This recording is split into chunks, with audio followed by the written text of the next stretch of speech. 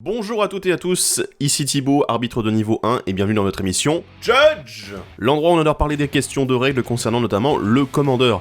Et ça tombe bien parce que cette semaine, on a justement 3 topics différents à aborder. Le premier concerne justement la mécanique des compagnons qu'on avait abordé dans la deuxième vidéo, puisqu'elle a subi un changement majeur durant la dernière semaine, étant donné qu'on a une règle en particulier qui a été modifiée. Le compagnon ne peut actuellement plus être lancé directement depuis en dehors de la partie. À la place, le joueur va devoir payer 3 manas génériques uniquement à un moment où il pourrait lancer un rituel pour pouvoir récupérer son compagnon depuis en dehors de la partie pour le mettre dans sa main. Et ensuite, il pourra le lancer depuis sa main normalement. C'est la seule et unique chose qui change dans les règles concernant les compagnons, le reste reste exactement pareil. Deuxième question que je voulais aborder avec vous, ça concerne le déphasage, puisque actuellement, on a dans les spoilers de M21 une carte qui parle à nouveau du déphasage, ou plutôt de passer hors phase.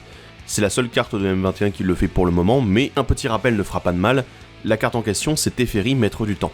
Pour faire un petit historique, le phasing ou déphasage, c'est une capacité mot-clé qui fait passer les permanents en phase s'ils étaient hors phase, ou hors phase s'ils étaient en phase au moment du début de votre phase de dégagement. Techniquement, un permanent qui passe hors phase est considéré comme n'existant plus sur le champ de bataille, donc du coup il ne peut plus être ciblé, il ne peut plus être utilisé pour attaquer ou bloquer, pour activer des capacités, pour du mana, etc. etc. Et c'est également valable, comme nous le rappelle justement Teferi Maître du Temps, pour tous les permanents qui lui sont attachés, c'est-à-dire les auras et les équipements par exemple.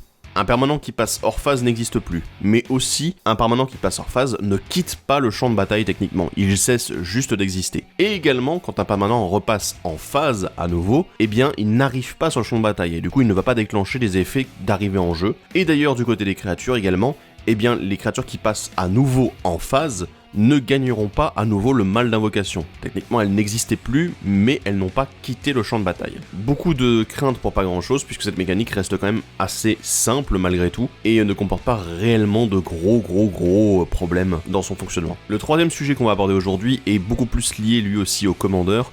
C'est tout simplement un changement de règle concernant la mort des commandants. Alors non, le format commandeur n'est pas mort, mais la nouvelle règle, je vais vous la lire telle quelle. Si un commandant est dans un cimetière ou en exil et que cette carte y a été mise depuis la dernière fois que les actions basées sur un état ont été vérifiées, son contrôleur peut le mettre dans la zone de commandement. Si un commandant devait être mis dans la main ou la bibliothèque de son propriétaire d'où qu'il vienne, son propriétaire peut le mettre dans la zone de commandement à la place. Cet effet de remplacement peut s'appliquer plusieurs fois au même événement. Alors la dernière partie, vous la connaissiez déjà, mais elle a été légèrement modifiée, puisque auparavant, on avait un effet de remplacement qui était valable pour le commandant dès lors qu'il n'était plus dans la zone de commandement. Quand il changeait de zone, le propriétaire avait la possibilité de remettre en zone de commandement à la place de la zone en question où il était censé aller, que ce soit la bibliothèque, la main, le cimetière ou l'exil. Les commandants, techniquement, dans cet effet-là, ne mourraient pas, non du coup parce que mourir, c'est égal à aller au cimetière depuis le champ de bataille. Et donc du coup, avec l'effet de remplacement, cela n'arrivait pas, et du coup, toutes les capacités déclenchées à la mort de la créature légendaire qui était votre commandant ne se déclenchaient pas. Mais maintenant, l'effet de remplacement est toujours valable pour la bibliothèque et la main, qui sont des zones techniquement privées. Mais dans le cas du cimetière et de l'exil, en fait, on a un changement où, quand le commandant arrive dans l'une de ces zones, les actions basées sur un état vont du coup vérifier qu'il vient bien justement d'arriver, et vont permettre à son propriétaire de le remettre en zone de commandement, tout en déclenchant les capacités qui sont dues à la mort ou à l'exil de celui-ci. Par exemple, avec Elenda ou Pince-Crâne, voilà, qui permettaient tous les deux d'avoir des effets déclenchés. Donc Elenda qui déclenchait son effet qui permettait de créer les jetons, ou Pince-Crâne de l'autre côté, qui permettait de piocher 2 cartes à la mort de la créature en question. Ces 2 effets-là seront donc valables, mais il y en a encore bien d'autres que je vous laisse découvrir par vous-même. Du coup, on a également quelques questions qui se posent sur ce changement de règle. Est-ce qu'il est possible de répondre aux actions basées sur un état ou au choix du propriétaire concernant le fait de remettre le commandant en zone de commandement depuis le cimetière ou l'exil? Eh bien absolument pas, car les actions basées sur un état en fait c'est la police de Magic. Elle vérifie tout l'état de la partie à chaque moment, et dès qu'il se passe un événement particulier comme par exemple la mort d'une créature, et elle ne cède jamais la priorité. C'est grâce à elle en fait qu'une créature ou qu'un joueur meurt techniquement si ils ont subi trop de blessures et il n'y a aucune réponse possible. On ne peut pas lancer un dernier sort alors qu'on est déjà à 0 point de vie, techniquement ça n'est pas possible par exemple. Dans un cas pratique, ça veut dire que si jamais justement mon commandant Elenda meurt, va au cimetière et que ça déclenche sa capacité, les actions basées sur un état vont rentrer en compte et tout de suite vérifier que ce commandant a bien été mis dans le cimetière depuis la dernière fois qu'elles ont été vérifiées, et vous permettre de la remettre en zone de commandement. Votre adversaire ne pourra pas utiliser par exemple une crypte de Tormod pour exiler votre cimetière en réponse au fait que vous puissiez remettre votre commandant en zone de commandement, puisqu'à aucun moment il n'y a de passage de priorité. Deuxième question, est-ce que repose en paix annule les effets déclenchés à la mort du commandant ?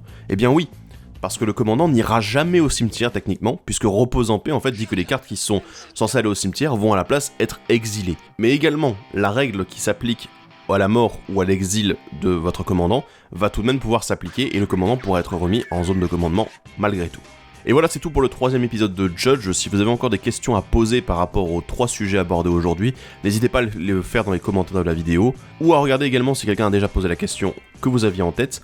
Sinon, vous pouvez toujours participer à l'émission Judge en posant des questions directement dans les commentaires de la vidéo, ou directement sur le Discord de la tour de commandement. Également, je vous invite à participer pour donner votre voix à la fameuse introduction de notre émission. Il suffit donc de nous envoyer un mail avec votre enregistrement de votre Judge personnalisé, et vous serez du coup mentionné durant la prochaine émission où nous l'utiliserons. N'hésitez pas à suivre la tour sur les réseaux sociaux, à également aller sur Utip et Tipeee pour soutenir la chaîne, ça fait extrêmement plaisir, et merci à vous. Et il me reste plus qu'à vous dire à la prochaine, bye bye.